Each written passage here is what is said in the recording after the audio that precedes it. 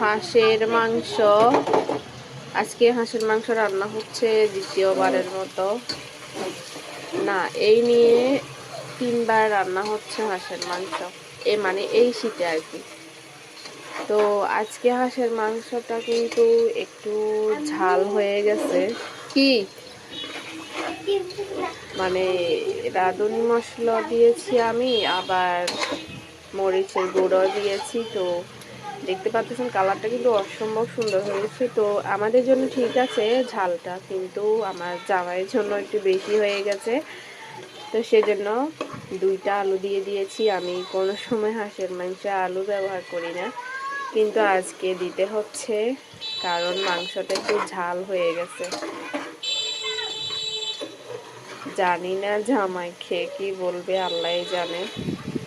হয়তো বলবে আমি কম খাওয়ার জন্য ঝাল বেশি দিয়েছো, নাকি আমি সকালবেলা যেন বাথরুমে গিয়ে অনেক মজা পাই সেজন্য ঝাল বেশি দিয়ে দিয়েছো, কিছু একটা অবশ্যই বলবে। এটা হচ্ছে কষানো হয়ে গেছে পর্যায়ে। এখন পানি দেব, পানি দিলে পুরো রান্নাটা হয়ে যাবে।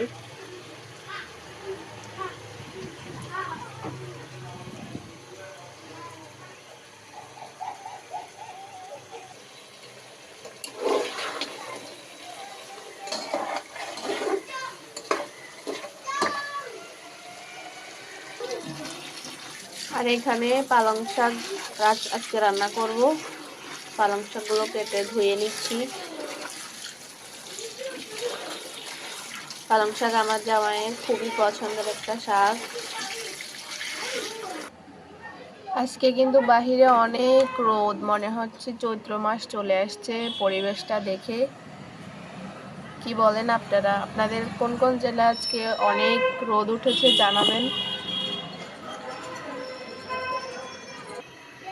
এই তো মাংসে পানি দিয়ে দিয়েছি, এইটুকু পানিতে মাংস সেদ্ধ হয়ে যাবে। এটা পাতি হাঁস, অনেক বড় হাঁসটা ছিল, প্রায় 4 কেজি ওজনের।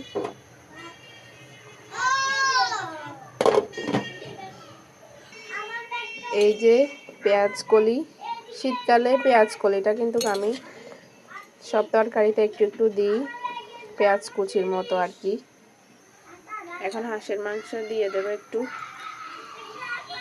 আপনারা কে কে পেঁয়াজ কলি পছন্দ করেন অবশ্যই জানাবেন।